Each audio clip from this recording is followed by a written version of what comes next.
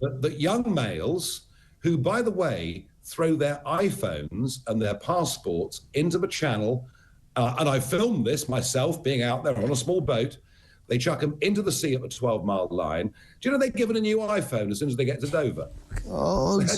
No, I'm not making this up. Nigel Farage just unleashed a storm on Keir Starmer, and the accusations are nothing short of explosive. He's calling out Starmer's silence on immigration, slamming him for ignoring what Farage sees as Britain's biggest crisis.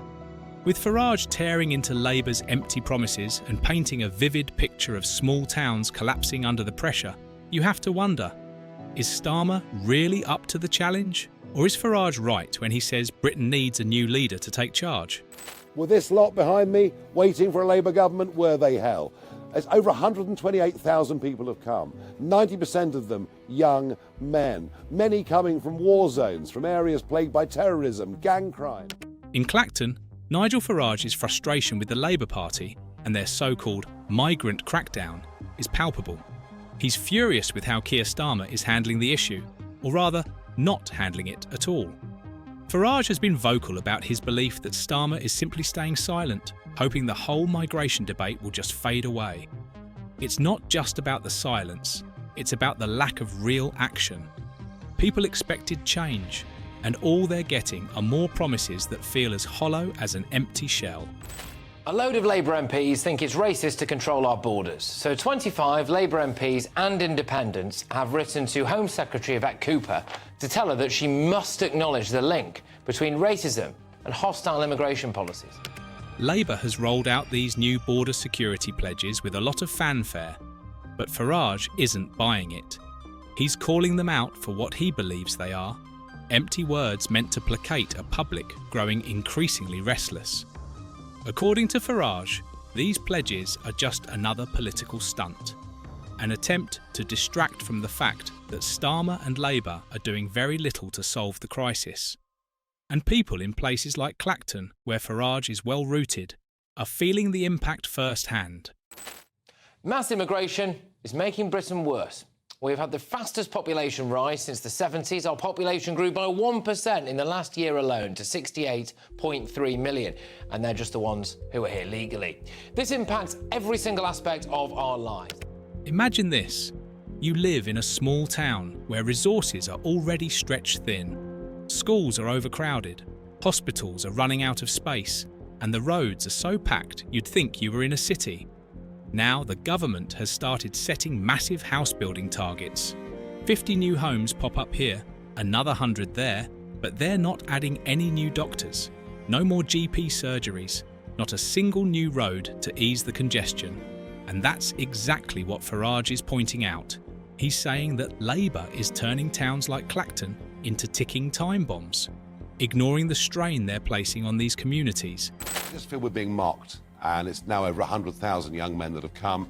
But please don't call it an invasion. Oh, no. If you use that word, everybody goes potty and says you're an extremist and a racist because these are all poor, suffering people. In fact, the BBC always tell us these are desperate people.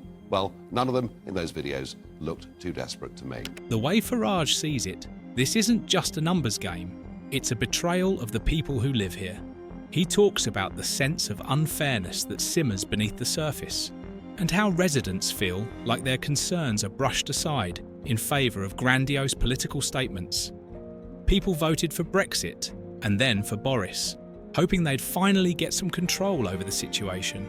Instead, they're watching as more and more migrants are brought in, and no one in power seems to care about the fallout in these small communities.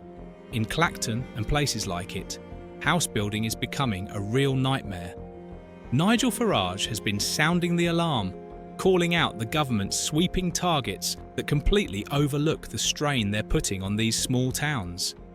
Imagine living in a town that's struggling just to keep up with its current population, and then, out of nowhere, they start dropping in 50 or 100 new homes at a time.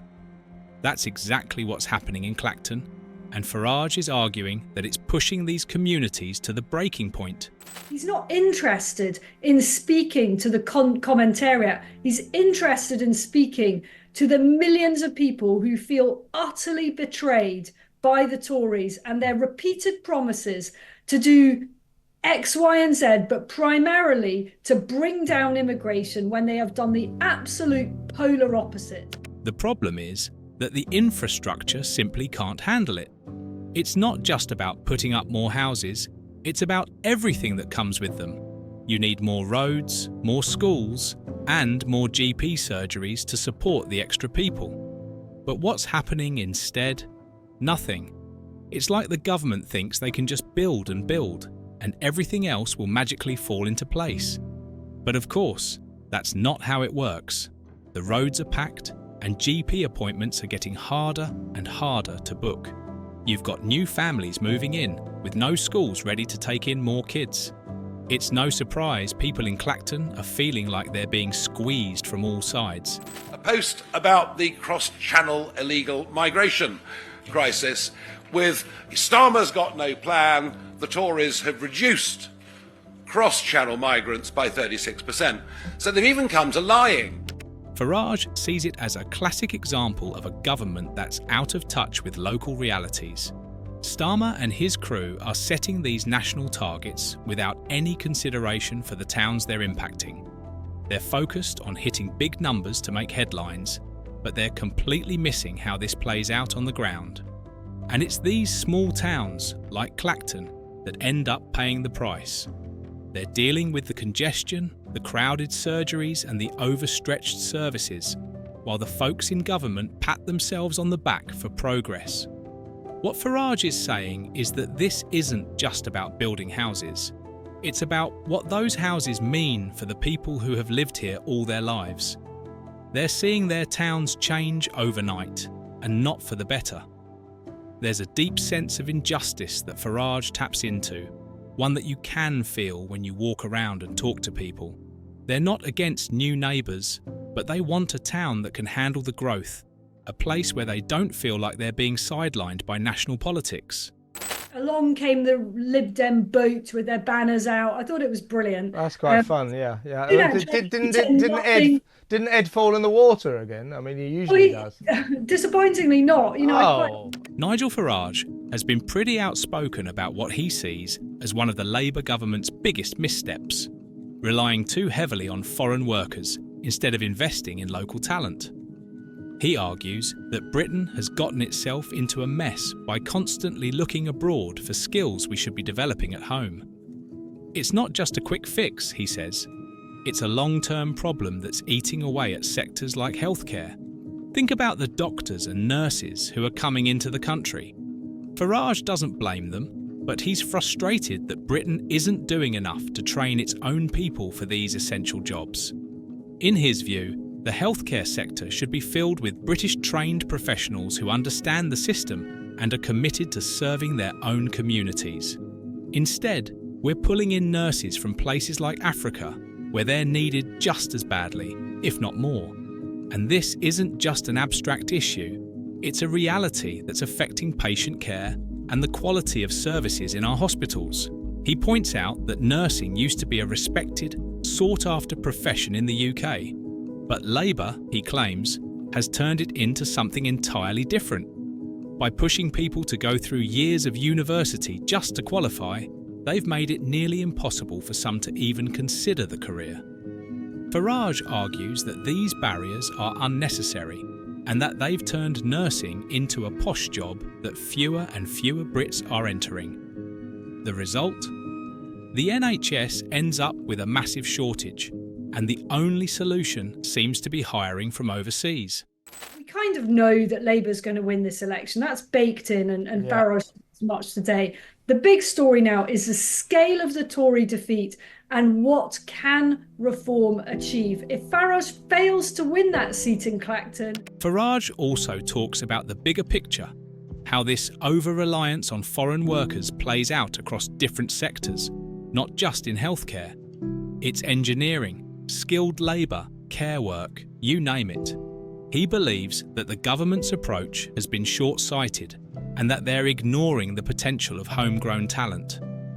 He's not saying to shut out the rest of the world, but he wants to see Britain prioritise its own people, giving them the training and opportunities they need. Nigel Farage has plenty to say about the European Court of Human Rights, ECHR, and it's clear he sees it as one of the biggest obstacles to Britain getting a grip on its immigration and deportation issues. He argues that as long as the ECHR has a say in British affairs, the country's hands are tied when it comes to effectively managing deportations. For Farage, the ECHR represents foreign interference, and he's fed up with how it limits Britain's sovereignty, especially when it comes to controlling who gets to stay and who has to go. One of the incidents that really stoked his outrage was the halted Rwanda deportation flight back in 2022. Farage points to this as the perfect example of why Britain's immigration system is broken. Here's how it went down. The British government had planned to send a flight of illegal migrants to Rwanda, part of a deal aimed at deterring illegal channel crossings and handling deportations outside of the UK. It was a controversial plan, but it was supposed to be a strong signal that the government was serious about tackling illegal migration. But at the 11th hour, the ECHR swooped in and stopped the plane from taking off. According to Farage, this wasn't just a one-time glitch, it was a slap in the face to British sovereignty. If Farage fails to win that seat in Clacton, well, that totally does take the pin, puts the pin into the balloon. But if we can get him into Parliament, if the Reform Party can get him into Parliament... Farage is outraged because, in his view, this is exactly what happens when a foreign court holds power over Britain's domestic policies. He feels that the ECHR has too much control and that it undermines the government's ability to take decisive action. For him, this isn't just about one flight or one ruling. It's about a pattern of interference that leaves Britain unable to enforce its own laws. He's been vocal about how this makes a mockery of border control. What's the point of setting rules if you can't enforce them because someone in Strasbourg says you can't? The way Farage tells it, this whole situation is a direct threat to Britain's ability to manage its borders.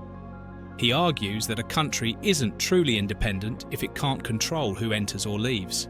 He's angry that decisions meant to protect British citizens can be overturned by a court that, in his view, has no business meddling in Britain's affairs. And he's not just angry for the sake of it. He believes this kind of interference creates a sense of helplessness among people who want their government to take charge and make their safety a priority. Nigel Farage is absolutely convinced that Keir Starmer's silence on the immigration issue isn't just a strategy.